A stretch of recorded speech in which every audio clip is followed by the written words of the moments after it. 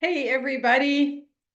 Welcome to this month's live chat with Lynn Acton. And this month's topic is something that is a very beautiful, but also sometimes slightly destructive concept in the horse world. And that is collection.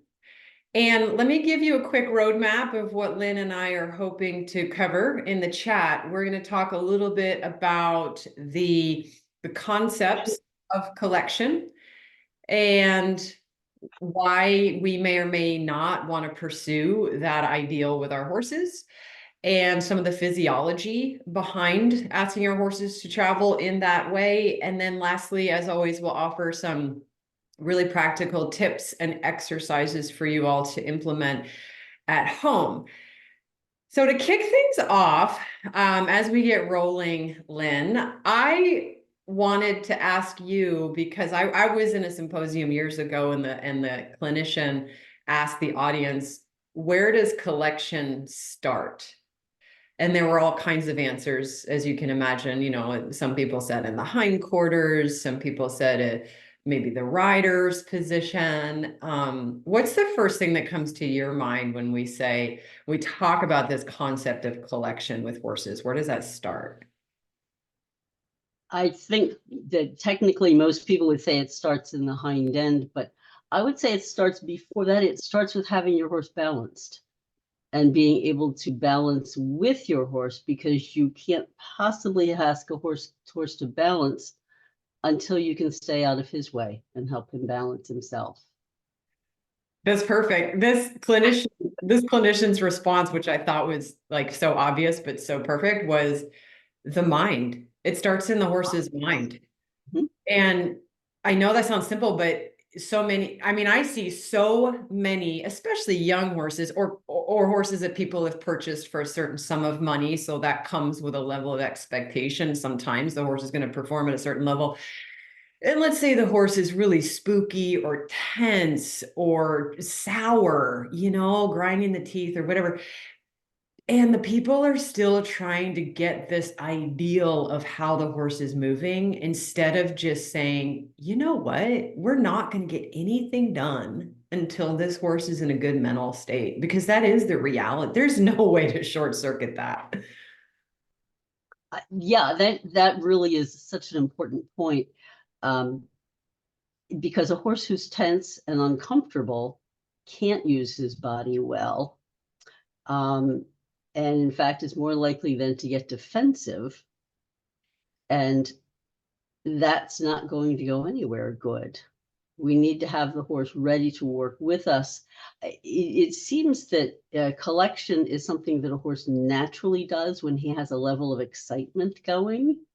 And that's something that needs to be factored in too. You're asking for the physical response without the emotional excitement there.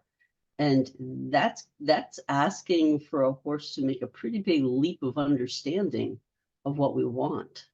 So if he's not feeling mentally comfortable with you, he's not going to be able to tune in and learn.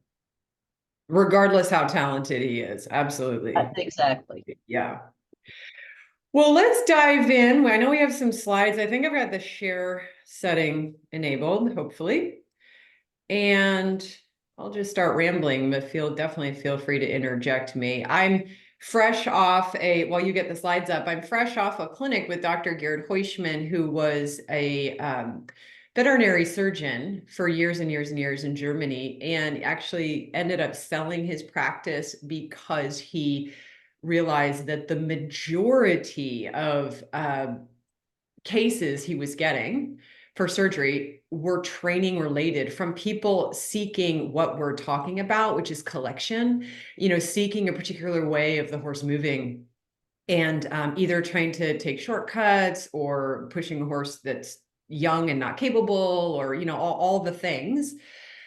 So he ended up selling his vet practice and traveling around the world for the last 20 years, just teaching people to ride and train better so that they can avoid these physical failings that we impose on the horse when we're seeking this ideal of something like collection.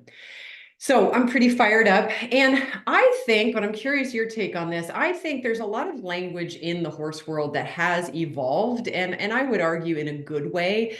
The old text that we had available to us from the old masters sometimes used words that are a little bit outdated, and we can do better in modern times. And I think when the word collection is one of those words that is still sometimes used really, really broadly, and people might use it without knowing really what they mean by it. For example, I see a lot of folks on a horse.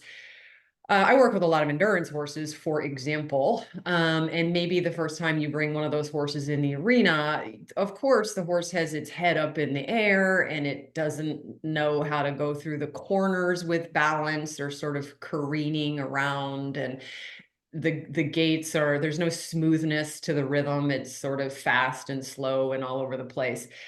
And that just comes from the fact that the horse hasn't established its balance on these patterns in the arena. It would be wrong to say, oh, we need to get this horse more collected. That's the wrong term, and we'll spell that out with more clarity in a moment. I think there are bitter words that I hear used. I'm curious, Lynn, the vocabulary you hear, but ones I've heard more recently in the last decade are to get the horse more organized in its body. Some Western riders use the term gather. You know, I mean, I need to gather my horse up. Now, to me, that has a little bit of mental and physical understanding. You know, you need to take this really disorganized, sort of scattered energy and give it some direction, give it some rhythm, give it a clear line of travel. But none of that is collection. It's part of getting to collection, but it's not collection. And I think that's important because I think when we have the wrong terminology, we're aiming at the wrong thing, and we can end up setting the wrong expectations. On that topic of language, do you have anything to add? Excuse me, Jack, before we move on, is the screen sharing working here? Yes, it is. Yes, looks good. Okay, yes.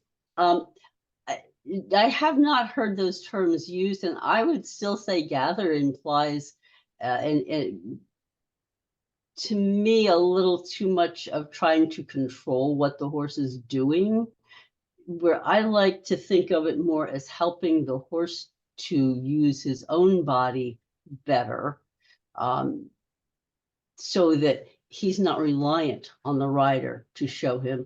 And that, I think, starts with the rider being able to be balanced enough that we're not getting in the horse's way. I see an awful lot of problems with horses that come simply from they're not the horse's problem. They're coming from a rider who isn't clear about what they're asking and doesn't have an independent enough seat, independent hands to be able to give clear signals. And we did a talk last month on how the rider forms the horse, and I'll try to include that in the show notes below on that topic. So yeah, the rider's a huge, the rider becomes increasingly, I would argue, more critical, the precision of your riding as one starts to seek any sort of sophisticated balance from the horse. So let's talk about the collection itself is a very specific term. And to keep it as simple as we can, it means to help it evolved out of military riding. It was a way to put the horse in balance so that it was so balanced the rider could ride with the reins in one hand, so your other hand was free to hold a weapon. And the horse needed to shift its center of gravity, which is more or less sort of in the front of its chest, right below the withers. It needs to shift that center of gravity towards its hindquarter so that the front end is very unencumbered and is very maneuverable and light, so that you could pivot towards your enemy in very close range fighting, for example. You also have the ability to keep a high level of enthusiasm that you mentioned before, Lynn, with the hind legs continuing to move and step, but almost staying on the spot. But then when you ask for forward energy to like go forward immediately and cover ground, It's like that spring is coiled and it's ready to release, and vroom, you take off. So it's this harnessing of power and energy and shifting the balance. Whatever you lose in forward length of stride, in collection, you should then gain in the height of the stride. And this is where a lot of us go wrong, is we end up just shortening our horse's stride so that they're sort of shuffling around with stiff steps. So this is not a young horse that I'm riding here. This is my colleague's horse. He's, I want to say 18 or something in this photo, performing a little piaffe. So you see that his hindquarters appear, his croup is almost lower than his withers. It has really lowered as a result of the hind joints flexing. So that's stifle, hock, and fetlock all flexing quite a bit. It requires a lot of muscular power to create this balance in the horse. Now, is this something that every horse should aspire to? I would argue no. And the reason for that is not this particular balance. If you're on a Western discipline, you need a lower center of gravity in the front end based on how those horses work off their front ends. If you're cutting cattle, if you're doing some of those Western disciplines where you need a tight spin, you need a lower center of gravity in the front end.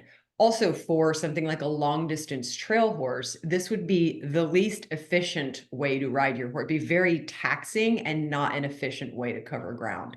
So this particular balance has enormous value as a a lofty ideal, but I would argue it is not the way that many horses should work. We'll cover in a moment the intermediary ground that horses absolutely should find their balance in. Let's move on to the next slide. I also want to mention that horses should not live just because you have a high-level dressage horse or a Western horse that maybe has achieved this balance of collection. They don't live in that balance. You still need to cross-train. Those horses still need to spend a good majority of time in any session on any day not being in that balance, because it is quite a bit of effort on the joints and the musculature. Now this photo is something I think we all see quite a bit, of aspiring towards collection, but without having achieved the intermediate balance that we're going to talk about momentarily. Is there anything you want to add here, Lynn? No, go ahead. Well, I did want to remind listeners, and I'll put it down below, but I think a challenge that we grapple with. So one of the issue, this is a lovely horse, built for wonderful movement, but what we see here is the attempt to create a certain balance by putting all the effort in the neck and the jaw and the head of the horse. That positioning comes as a result of getting the rest of the body organized. But unfortunately, we humans like to think if we use the reins a bunch and manipulate the horse's neck position, that everything else will happen, which is not right. So what happens, what I was saying was, I'll try to post the link below, but Lynn and I did a chat on why horses are so tolerant. So I believe that we get away with false collection, which would be sort of contorting the horse's body rather than a nice free forward flowing collection, because horses are hardwired to be quite tolerant. And we did a chat about a year ago on why that is the case. So some of us misconstrue our efforts with our horse every day because they're not complaining. And that's where this gets tricky, right? If you bring your horse out and you're working on getting him quote unquote more collected, but they're not complaining, sometimes we can think we're doing a solid job. But often what's happening, like in the case of this horse here, probably the horse has been ridden for several moments. He looks like he's a little sweaty. So he's probably been ridden for several moments in this position. So not only is his windpipe sacrificed, he's in a position where he can't breathe well. So what we know from that is his trunk muscles can't relax because his diaphragm is part of his trunk, and the diaphragm muscles connect to the lower back muscles. So that whole chain, the muscles around the spine are quite locked. And then as a result of locking, they're not getting blood flow and oxygen, so they become spasmodic. And if any of you have worked out too long or too intensely, you know what a spasming muscle feels like, and it's not comfortable. But again, a lot of horses don't complain. But that creates these bunchy muscle fibers that compound day after day. So you lose the smoothness in the muscling. Also, what happens is the trunk of the horse drops between the forelegs. It begins to sink over time, which is the opposite of what we want. In any ridden horse, we want the trunk in an elevated, supported position. Otherwise, all of that weight and burden is ending up in the lower structures, the suspensory ligaments, the fetlocks, the hooves, and so forth. And this is a very consequential way to ride a horse. And then, additionally, we get the kissing spines, all the diagnoses that many of us hear about that really should be avoided. Problems in the horse's whole joint and musculature. And Uh, very few people define what you've said, Jack. I mean, all of the things you're saying that make this so awful for a horse physically, rarely do we hear anybody say this or explain the consequence. And the other piece of it then is, where's the horse looking? It's not normal for a horse to not be able to look forward and see where he's going, but this horse's head is forcing him to look down. And then we add the fact that constraint or being restrained is a stressor for any species, but particularly for horses. So we've added emotional and mental issues to all of those physical issues you describe. and we cannot ignore those because it goes back to the mind, like we talked about. So this horse over time either will develop resistances, like they'll either not want to go forward, the horse that just gets balky, or they go the other direction. They get reactive. They start rearing, bucking, likely will become spooky over time. And these aren't things that like the horse is just doing, right? These are things that come as a result of the incorrect tone in the body, the tension that builds over time that eventually reaches a breaking point, whether that's physical or emotional. Okay, so let's go to the next slide. So we just thought it'd be cool to put these side by side. Again, you see, and just real quick, like the difference in the throat latch, that is a huge one. Unfortunately, this isn't enforced enough with the judging, but when you read and study the where collection came from and the ideal that we all should be going for, the throat latch of the horse needs to be open. Back in the day, the masters would say you need to be able to fit your fist between, the back of that horse's mandible and his under neck, his jugular there. So many horses, even when you watch the Olympics, unfortunately, the jaw of the horse is pressed against his lower neck. The parotid glands are squeezed. Again, the windpipe is compromised. The horse's vision, as you pointed out, Lynn, is down at the ground in front of it. It's a very powerless position for the horse. So, but the other reason that we care about that is when the horse his nose is tucked behind the vertical line. If you drew a plumb line down from the forehead of the horse, it should intersect the ground perpendicular. If the horse's nose is behind that line, we say it's behind the bit or behind the vertical, the pole muscles of the horse will always be hypertensioned, those little muscles behind the horse's ears. Now, that might seem like something you can get your massage therapist out to fix on a regular basis, and it will help to some degree. But the reason that is an issue that we care about is those muscles are connected to the trunk that I keep talking about. So we all like to talk about core muscles. We've realized how important they are. Well, these short head muscles are connected to the core. So when these short head muscles are over tightened, the horse can't correctly activate its core. It can hypertension the core or totally switch it off and just fling its legs around in an elegant manner without correct engagement through the thorax, through the small back muscles and those under scapula muscles and all those good ones. So, I mean, I could go on and on and on about this, but I can't emphasize enough how riding the horse, like this image on the left, and we've all been there. I'm not pointing fingers. I've certainly, before I learned to take my time more, I certainly rode plenty of horses that way in my younger days.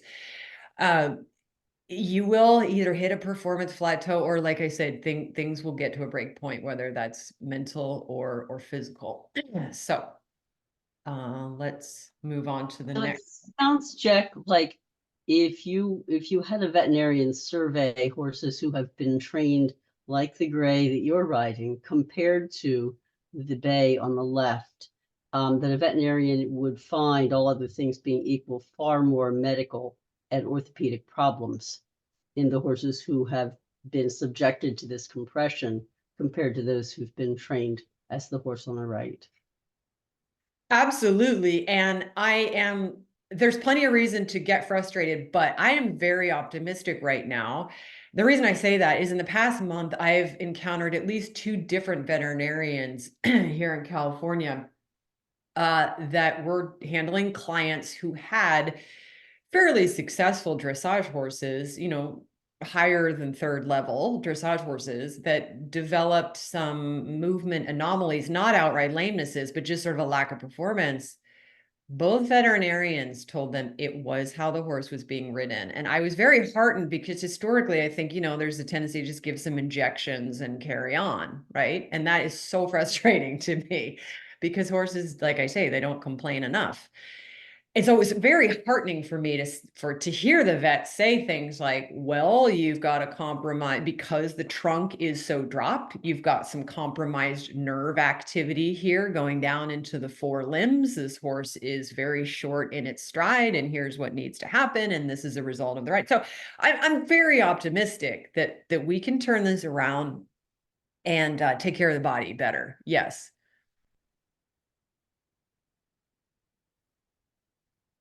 Okay, so we'll move on to the next slide. And oh, this is such a good one. Yeah. Do you want to say something about this one, Lynn? Sure. This is my sister with the horse Gracie that she took in Gracie's retirement. In her youth, Gracie was a very successful A-circuit hunter. And then she went somewhere where apparently was a very sensitive horse and apparently was ridden with too much pressure on the bit. It wasn't even perhaps that somebody expected her to collect, but rather just too much pressure on the bit. And her way of avoiding that was to curl under. And this is after my sister had her for a couple of years and did some very, very careful work to encourage Gracie to move more comfortably. But that old habit still would creep in, and particularly when she was anxious or worried about something and the chin would go down. And when you have a horse who does this, you have no control, you have no communication with the horse.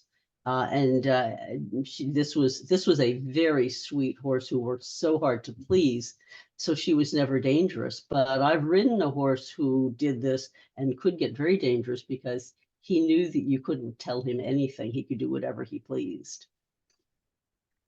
Yeah, creating a neck that's too loose, especially in hyper flexible horses, is a big problem. And some horses like this mare sounds like are just naturally that way. They're a little bit more flexible, like some of the Arabians, thoroughbreds. But sometimes there are, training traditions that do a lot of bending the neck around, either to get control of the horse's mind or body or both. That kind of pulling the horse's nose around to your boot when you're on them, or doing a lot of it from the ground. That can create hypermobility in the neck, and that can really destabilize the base of the neck, which we're going to talk about quite a bit in a second here. And then you do deal with these lifelong consequences because of that lack of stability in the base of the horse's neck, the highly innervated area. And sort of once it's compromised, oh, it's a big job. So it's a good photo. Okay, so let's on this topic. So this mare probably is still grappling with the consequences of whatever young start she got. So let's move on to the next slide and talk about some of the, I mentioned that, oh wait, let's cover this one first. This This, is, yeah, this is a really cool photo, and many of us probably have seen this and not known what we're looking at. Do you want to flesh this one out for us? yes, this was my husband's mare Sapphire. She was sort of a refugee from the show ring. Her last owner sold her because Sapphire did not tolerate ring work. And she was a very good, happy trail horse for Jerry. But apparently, at some point in her life, she was trained overbent, and this was the long-term consequence. We had her for more than half of her life. She was 15 when we got her, and she lived to 34. That never went away. And we never, in fact, her pet peeve was pressure on the bit, and she'd let you know the second there was pressure there. So she was ridden Western on a loose rein very happily. So this happened early in her life, and this was what it still looked like when she was 34. Yeah, wow. There's so much pathology in the spine on so many of these horses. And like human bodies, it just manifests differently. And the same with their temperament. Some of them tolerate it differently, but the story is there. It's told in their tissues and their bones for sure. So yeah, and it is not about the neck, but boy, we sure like to ride the neck if we think back to our earlier slide. Um, I Maybe that's because that's what we can see. We can't well, see what the hind end is doing, and that comes back to as a rider being able to feel what's happening. You have to feel what the hind legs are doing in order to know whether you're getting the hind end to do what you want it to do. And I'm probably getting ahead of us, so go ahead with this one, Jack. so here's the thing. So collection really, um, I said earlier, there's a physiological component that you can't take a shortcut, unfortunately. If you think about what we're asking the horse to do in collection, think back to the example I gave of somebody back in the cavalry days going in for close range combat, and you need a horse that's so exquisitely mentally and physically underneath you as the rider. You're basically asking that horse to viewers, you can do this now if you want, get up, get into a squat position, and then walk around or jog, that would be trotting, around your living room while holding the squat position. And you're probably not going to get many steps until you build up some burning in your thighs and your glute muscles. This is what we're asking the horse to do, essentially, to flex the hind joints, shift the center of gravity towards his hind end, and hold that position. The thing is, the horse's hindquarter muscles are not as striated with these tendinous fibers. If you look at this cross section of a muscle fiber here, you see those little white lines running through it. And those are little, fascia and little tendinous lines that the muscles in the forehand of the horse have more of. And when a muscle has more of those tendinous fibers woven throughout, it allows the muscle to stiffen or brace more. There's a time and place to stiffen. Like if I come up and I'm going to shove you over, you're going to resist that by kind of bracing your muscles, stabilizing your muscles, right? The muscles in the forehand, the shoulders, the forearm have more of those kinds of muscles. The muscles in the hindquarter are predominantly very fleshy, for lack of a better term. They don't have as many of these tendinous fibers running throughout. They are therefore not as well designed for holding a static flexed position. That has to be developed from strength, from strengthening the muscle. There's no way around that. So progressive conditioning of those muscles is how the body is able to hold that squat position and jog around your living room, to use our human example. When we try to short circuit it is when we start just pulling on the head and the neck. of the horse. And I'm going to give some practical examples of things that we can do to prepare the horse. But in the meantime, let's move to our next slide, Lynn. In the meantime, I talked about collection itself might not be the goal for all of us, depending on our discipline. What we need to achieve first, and I would argue every riding horse needs to achieve, is what we would call a working balance. And here are the prerequisites that I mentioned. My trainer, Dr. Garrett Heuschman, who actually he still is a vet. These are the recommendations that he gives before you even attempt something like collection. The horse needs to work freely in all three gaits. Well, if you're a gaited horse, you have to add in your extra gaits, but we're talking walk, trot, and canter for walk, trot, canter horses. So the horse needs to move with a softly rounded top line, not the picture of the white horse I showed before, which is elevated in the front. We need the poll and the withers more or less the same height. As that develops, but that's not what you look for initially. Initially, you just look for a consistent, steady rhythm in walk, trot, and canter in both directions, where the horse is mentally and physically relaxed and supple and flexible enough in its musculature that the rider can easily and comfortably sit the trot and the canter, and you don't feel like you're having your dental work rearranged, if you know what I mean. They can ride in that rhythmic, balanced position on all kinds of terrain. They can hop over small jumps. They can go on the trail. You need to check these boxes before we talk about elevating the front end and moving with that lightness in the forehand and shifting the balance that I mentioned before. So just think about our own riding with our own horses. This is not a small task to check those boxes, but I would argue every horse needs to move in this rhythmic fashion in all three gaits, relaxed, willingly, and at the drop of a hat, when you ask it, let's go, speed up, that horse is right there on your cue, and they can speed up and accelerate and then slow down as you ask. No resistance, no frenzy, no, losing their mind. So I'm going to offer just a few exercises that are helpful on this journey. The first one is I talked about the base of the horse's neck being very important. When a horse starts to improve its balance, like we just talked about, it needs to be able to elevate the base of the horse's neck. So basically, if you're staring at your horse from the front, we're talking about, when you look at its chest and its pectorals, the base of the neck is right behind those pectorals. So you can't see it unless you kind of look for the energy, but the horse should give an attitude of being able to lift up that area rather than press down and drop that area forward.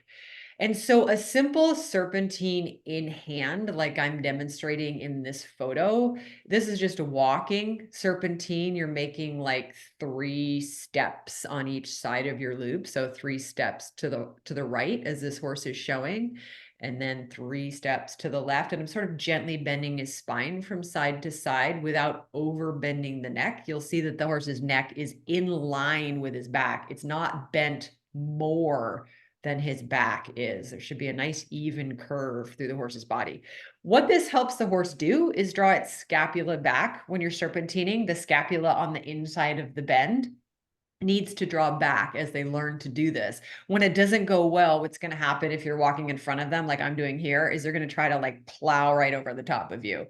But as you take your time and show them what you're after, sometimes you can put cones or something visual down. They learn to stay balanced in their shoulder and not dump forward like a wheelbarrow.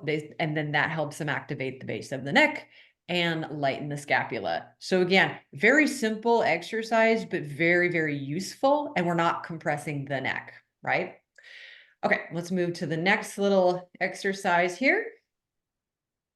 I'm sorry for the poor image on this. This is from my equine fitness book, but if you have a very gentle slope, not a steep hillside, a really, really gentle slope, maybe a paddock, or some of us, our arenas are not very level, and that could be perfect in this case. And you can work the horse on a lunge line. You could also ride them, but a nice 20-meter circle on the side of that slope. So the horse has one side of the circle that's traversing somewhat downward down the slope, and the opposite side of the circle goes up the slope.